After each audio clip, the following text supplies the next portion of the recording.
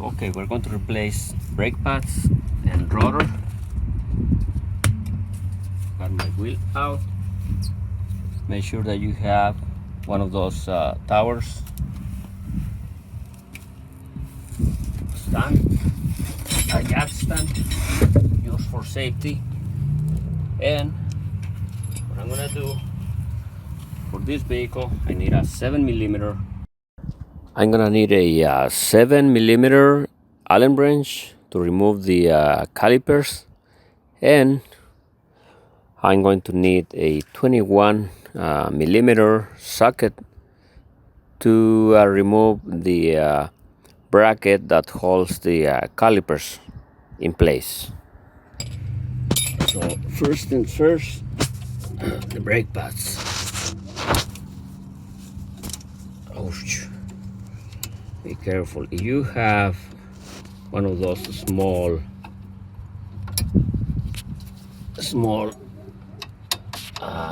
hex pins to use something like this, much better. You can do it faster. Here I don't have much room, so after going with this, I loosen and then I go with a smaller branch to remove the screws. On a previous video that I posted about this, someone told me that I have to use a Rotors branch. I should probably show you the inside of the screws as soon as I get one out. Because this thing don't want to. Here it is. So you can focus in here. See, this is hex 7mm. Okay, your minivan might use the Rotors system. I think the Rotors is a little harder to work with, but as I heard from some comments on YouTube from YouTube users, some vehicles have that system. Okay, need to remove this. I'm gonna use my screwdriver. Now the easiest way to remove this is probably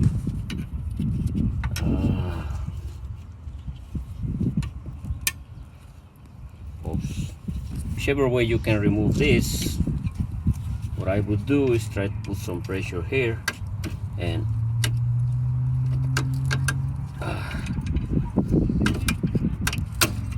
there. Okay. So now I have to remove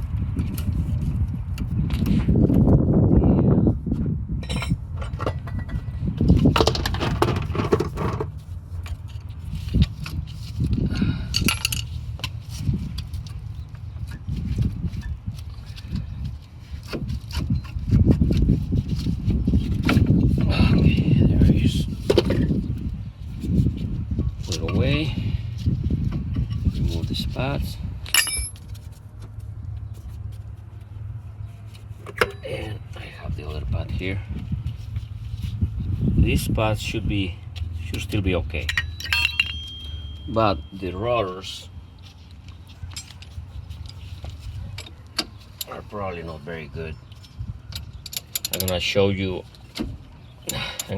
a couple pictures of the back of the rotors.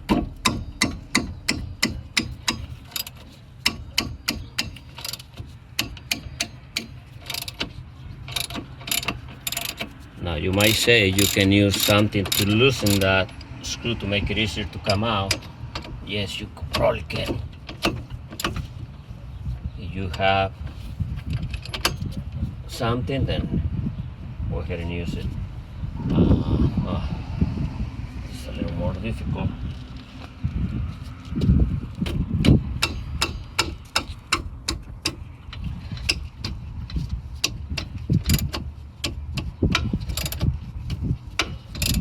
As long as you don't break your hand, it should be okay.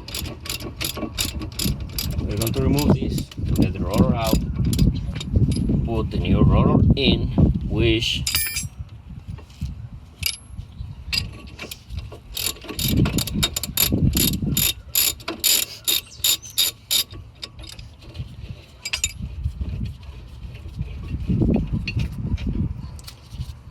one screw out.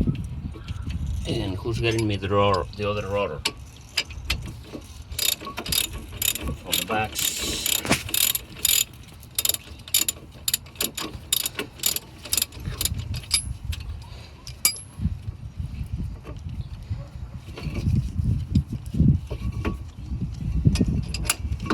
If you have some brake cleaner, it might be a good idea to, or solvent, it might be a good idea to put this thing in there for a little bit.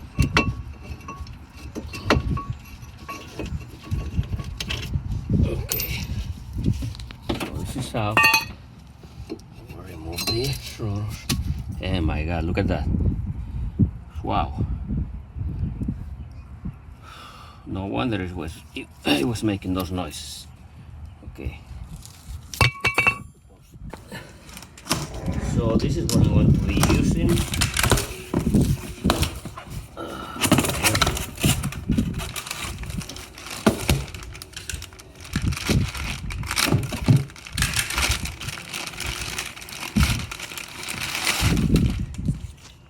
All right.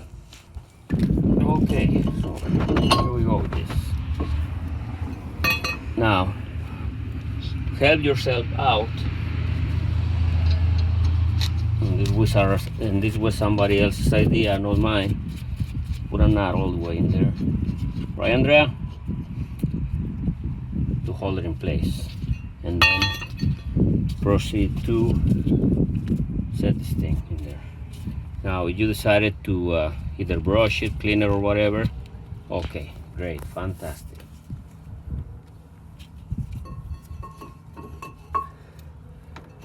Then proceed to screw this thing back in. This is, by the way, this is a 21 millimeter. Did I mention that?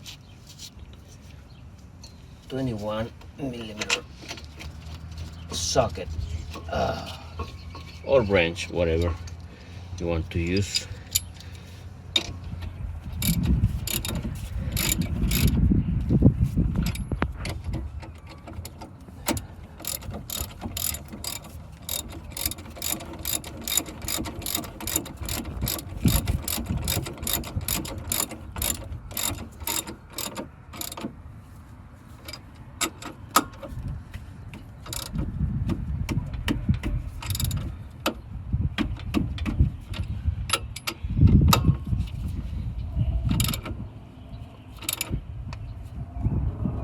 Now you have a torque wrench, which would be the ideal thing.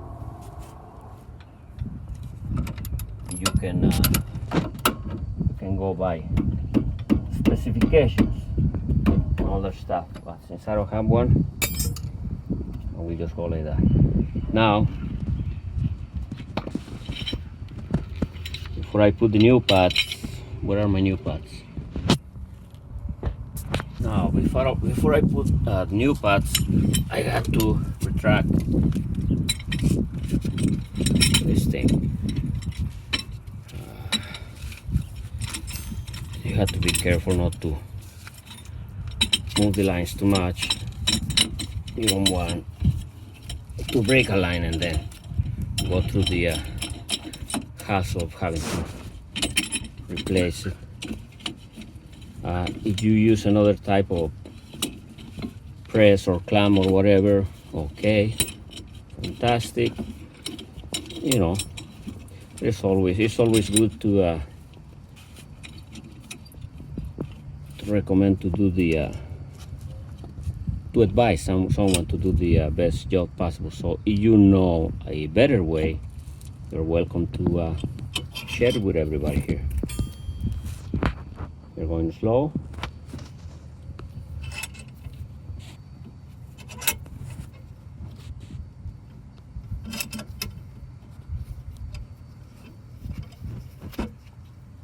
What I do before I start pushing this thing back, I remove the cap from the brake fluid container. Also, what you can do is loosen the nipple right here from the back of the caliper, and it seems like that's all the way. A little bit more.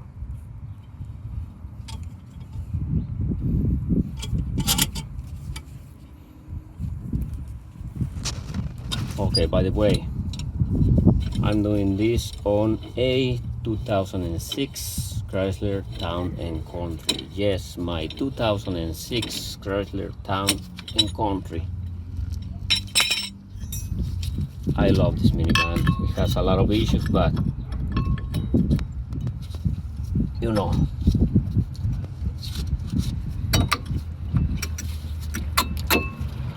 what can you do? Okay.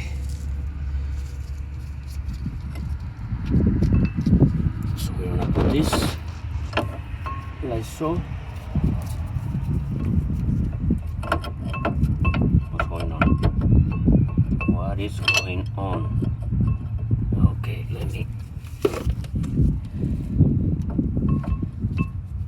Don't forget to remove this before you try to put your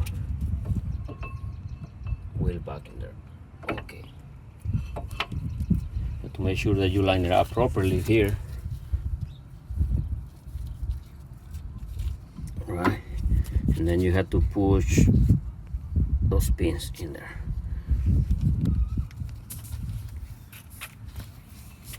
Still recording? I thought I saw a message about storage or something.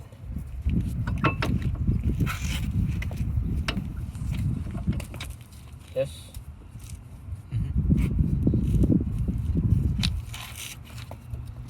That was battery percentage. Okay. That's 12%. Okay, so, oh, I have the other screw here, so I had to start the screws, and then I will go with the larger branch.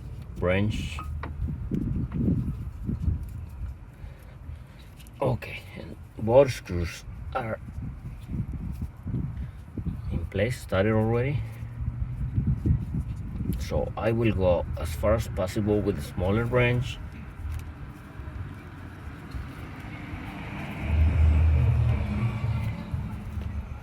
Okay, and then this one because of the line is a little harder to go all the way with the small branch, so I have to change to the longer one.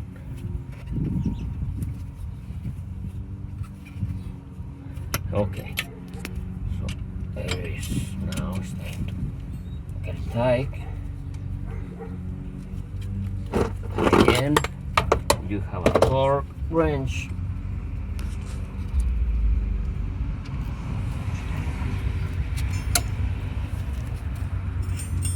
Okay, so that's that. Now this thing, okay, probably the best way to do it is to use, I thought I had two screwdrivers. Oh yeah, I have two. So what I'm gonna do here, put this like that.